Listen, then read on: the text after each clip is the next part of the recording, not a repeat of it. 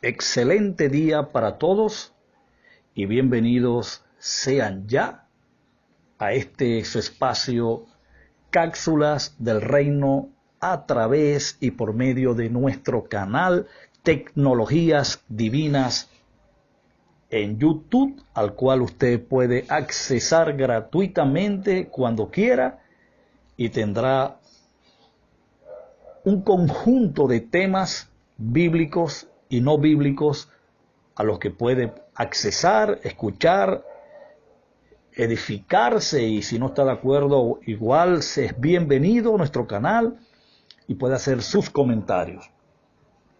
Muy bien, les recuerdo que les habla desde la ciudad de Maracaibo, Venezuela, para el mundo, su amigo y maestro en la plenitud del reino, Miguel Faría. Bueno, amados reyes, continuamos entonces con la misión de este tema que hemos titulado Los cielos y la tierra. Ya hemos cubierto una primera cápsula, hoy vamos a continuar con la número 2. Y quedamos en el pasaje donde Cristo está afirmando como el único hombre que nunca ha mentido, el único hombre que llevó a efectos, a conclusiones, a hechos, todas y cada una de las promesas que hizo. Consumó todo lo que se dijo con antelación, incluso hasta por más de 4.000, 5.000 milenios atrás. Cristo lo llevó a feliz término en los días de su carne y finalmente en su misión desde el trono, a través y por medio de dos factores importantes como lo fue su reino, el reino que el Padre le asignó, y número 2, por causa del cuerpo, su cuerpo, la iglesia, el conglomerado de hombres y mujeres redimidos, santificados, escogidos, predestinados desde antes la fundación del mundo para servir de acceso y finalmente Cristo llevar a efectos solemne, maravillosa y colosal visión. Bueno, entonces Él nos está diciendo de que no pasaría ni una tilde ni una jota de la ley sin cumplirse sin antes haber quitado los cielos y la tierra. Hicimos un análisis utilizando el término, debo decir, el método de interpretación literal, el que utiliza la canalla religiosa, el sistema que utiliza el sistema dispensacional, o el método, corrijo, que utiliza el sistema dispensacional. Y hemos constatado, hemos podido certificar de que es totalmente incoherente, es absurdo el método que utiliza la canalla religiosa, el método de interpretación, porque si se está hablando, si Cristo en Mateo 5, versos 17 y 18, está hablando del cielo, la estratosfera que está sobre nuestra cabeza, literal, de ese cielo azul, y está hablando además de la tierra, esta sobre la cual tenemos fijados nuestros pies. Entonces finalmente la ley no se ha cumplido, finalmente Cristo no ha venido al planeta, Cristo no ha sido sacrificado, no ha sido el sacrificio sustitutorio, no ha cumplido con su misión, no ha quitado el pecado, no ha acabado con sus enemigos. Lamentándolo mucho, el resto de las naciones estamos fuera del alcance de las promesas, de los pactos, de la esperanza, de la vida y de Dios. Es decir, en la peor y deplorable condición humana y espiritual. Nosotros vamos a demostrar, en este caso mi persona, que este término, como lo dije en la cápsula número 1, esta expresión obedece a un conjunto llamado el lenguaje, o a un lenguaje llamado el lenguaje apocalíptico.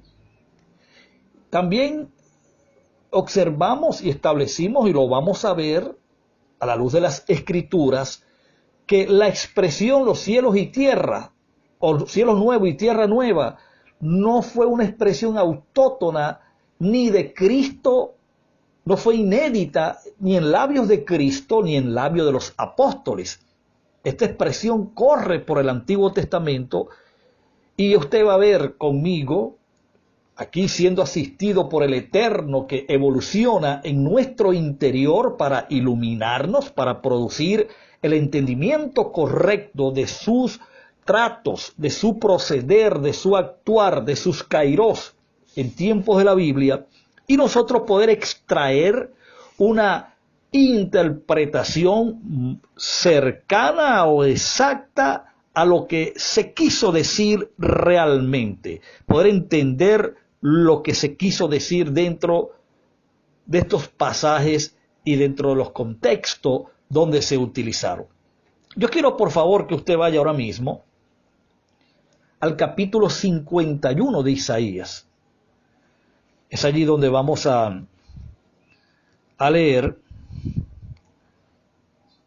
un pasaje afín a lo que Cristo dijo en Mateo 5, versos 17 y 18. Isaías capítulo 51, verso 15 y 16. Note cómo dice: porque yo Jehová, que agito el mar y hago rugir sus ondas, soy tu Dios, cuyo nombre es Jehová de los ejércitos. Verso 16. Y en tu boca he puesto mis palabras, con la sombra de mi mano te cubrí, extendiendo los cielos y echando los cimientos de la tierra, y diciendo a Sión: pueblo mío eres tú. Ok, nota algo interesante. Este pasaje, específicamente el 16, parece que no nos estuviera hablando de que en este momento Dios estaba creando los cielos y la tierra. Dios estaba extendiendo sobre el espacio los cielos y luego estaba colocando los fundamentos de la tierra. No es así, no es literalmente lo que se está hablando, sino que es un lenguaje, repito, figurado, es el lenguaje apocalíptico, lo cual está diciendo claramente que Israel tenía un pacto, y ese pacto, como lo fue el pacto de la ley, el pacto mosaico, o el ayón judío, produjo un cielo y una tierra. La palabra cielos y tierra, nuevo, o yo voy a cambiar los cielos y la tierra, yo estableceré nuevos cielos y nueva tierra, eso lo va a ver usted reiterada y sistemáticamente en las escrituras del Antiguo Testamento. Hacen referencia a dos cosas de acuerdo al uso en cada contexto. Por ejemplo, en estos pasajes que estamos leyendo, el que analizamos en la primera cápsula de Mateo capítulo 5, versos 16 y 17, se está haciendo referencia es al pacto de la ley. El pacto o los pactos produjeron un cielo y una tierra. Ahora, ¿a qué hace referencia? ¿Qué se quiso significar por cielos y tierra en relación a los pactos? Por ejemplo, en este pasaje de Isaías, el cielo implica el orden espiritual, implica o significa la administración, la era o la época espiritual en el que la ley como pacto estaría involucrado. Y la palabra tierra, por supuesto, está describiendo a la nación judía, está describiendo a las 12 tribus, que son las tribus o es el pueblo con el cual se concerta el pacto.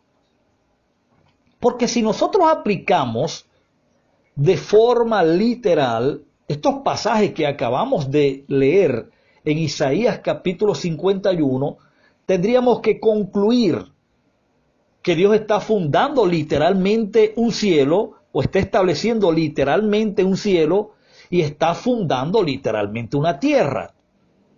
Y no es así, porque ya la tierra literal y el cielo literal que está sobre nuestras cabezas ya existía.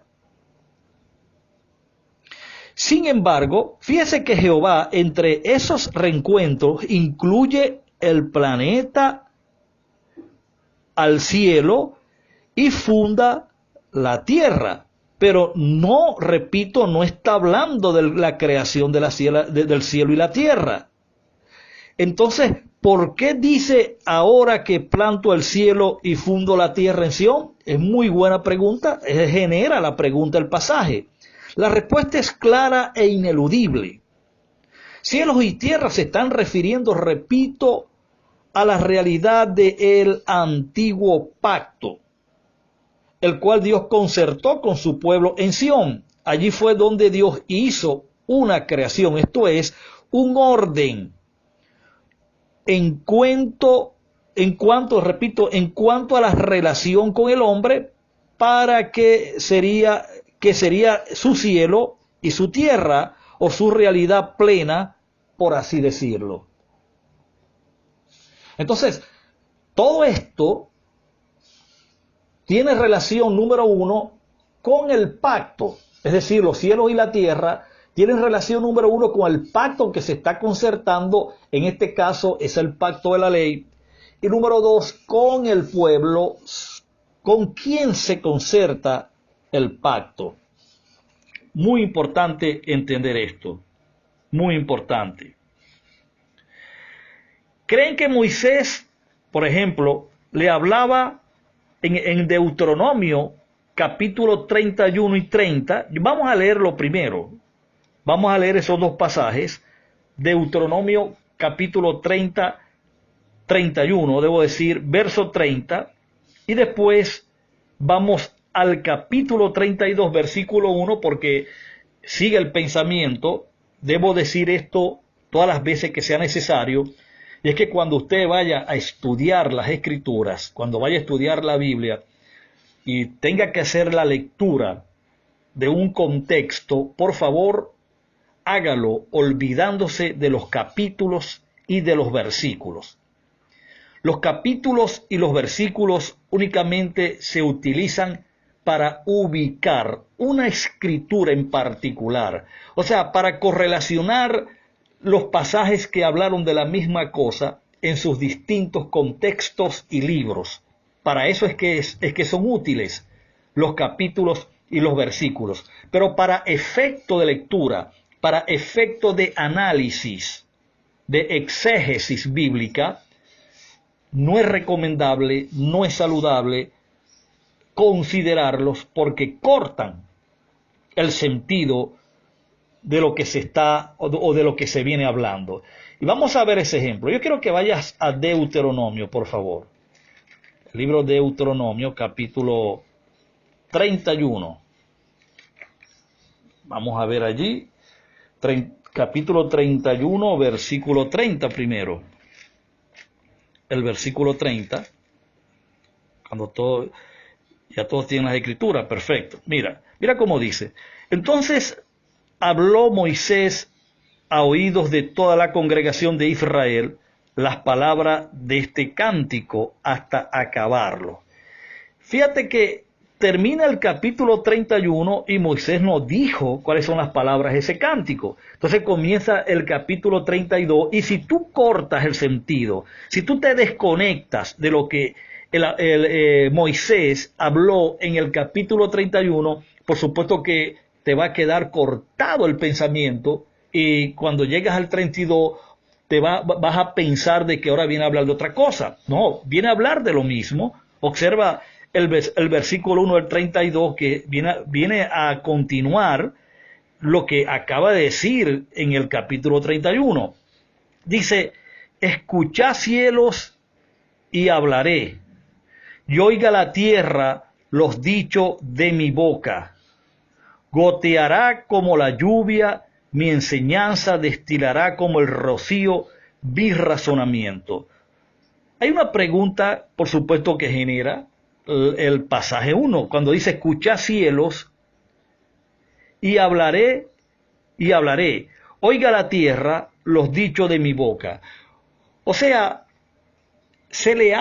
¿desde cuándo se le habla a las cosas inanimadas, inertes? O sea, que no razonan, que no tienen mente. ¿Desde cuándo se les habla? ¿Desde cuándo Dios les habla así? Por supuesto que no se está refiriendo al cielo literal, repito, esa estratosfera que está sobre tu cabeza, ni mucho menos a la tierra la cual pisas. Se está hablando del pueblo de Israel. Moisés no está hablando a ningún objeto inanimado. ¿De qué le serviría hacer tal cosa si el cielo ni la tierra pueden escuchar? Entonces, es más lógico decir que Moisés le hablaba a los representantes del orden ya establecido por Dios, es decir, al pacto de la ley. En el próximo pasaje se ve esto mucho más claro en el libro de Isaías. Muévete para Isaías capítulo 1 ahora, por favor. Isaías capítulo 1, vamos a ver mucho más claro la relación que existe y el sentido que se le da a esta expresión cielos y tierra.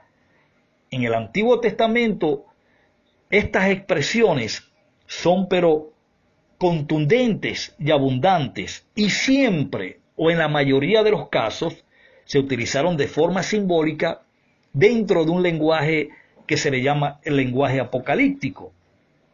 Ve a Isaías capítulo 1, versículo 1. Versículo 1, leemos el 2, y luego saltamos al versículo 10 y 11. Nota cómo dice: visión de Isaías, hijo de Amós, la cual vio acerca de Judá y Jerusalén en días de Usías, Jotán, Acaz y Ezequías, reyes de Judá. Es decir, es la nación judía, es el pueblo de Israel quien está involucrado en esta visión. Verso 2. Fíjate cómo dice allí: oí cielos y escuchad tu tierra. Nuevamente se está dirigiendo en un lenguaje simbólico, un lenguaje apocalíptico a Israel, que está siendo aquí representado, vamos a llamarlo así, simbólicamente por los cielos y la tierra.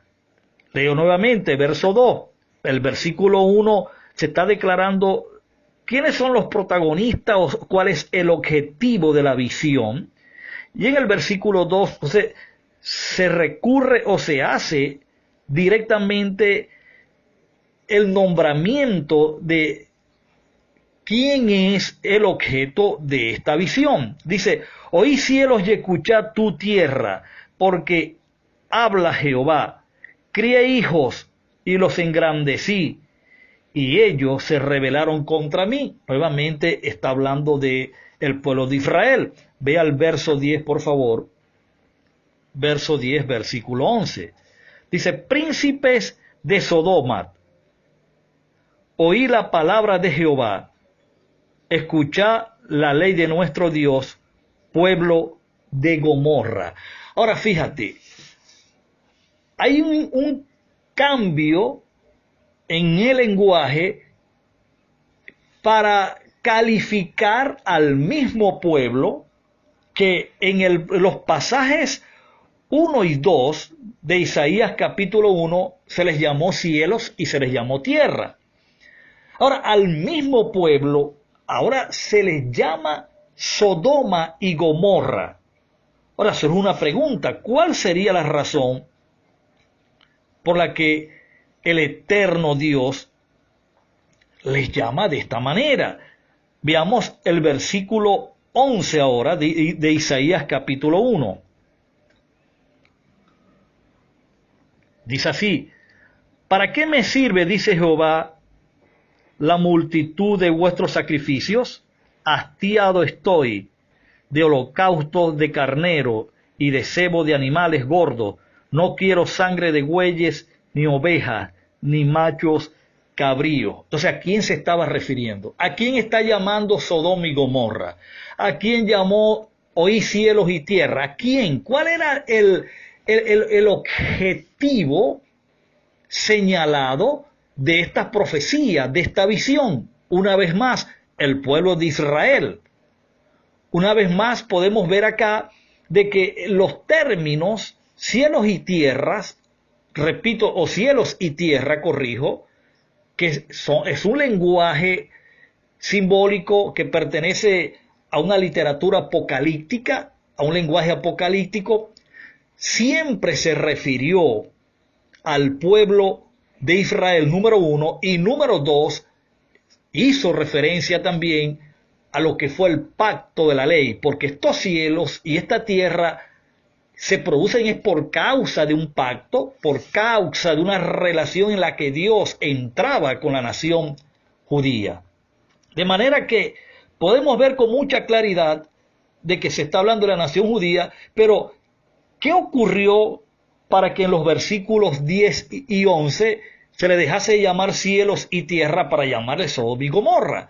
Bueno, estos dos términos están describiendo una condición que la nación tenía para estos días, y cada vez, escuche bien, cada vez que en la tipología hebrea se utiliza Sodoma y Gomorra, es para describir condiciones promiscuas, es para describir adulterio, fornicaciones, que fue a lo que Israel, la nación judía, la nación del pacto de la ley, la nación mosaica, las 12 tribus, todo el tiempo practicaron, como lo fue la idolatría.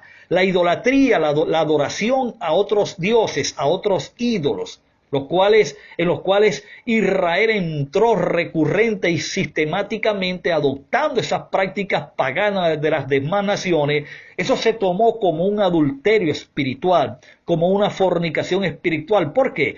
Porque habían abandonado al Dios de sus pactos, estaban desobedeciendo al mandato al que ellos se comprometieron a obedecer, y por esto Dios, mediante un lenguaje simbólico contenido en la tipología hebrea, les llama Sodoma y Gomorra. Bueno, mi estimado, el tiempo se ha terminado. El que queda es para agradecerles y decirles que será hasta la próxima.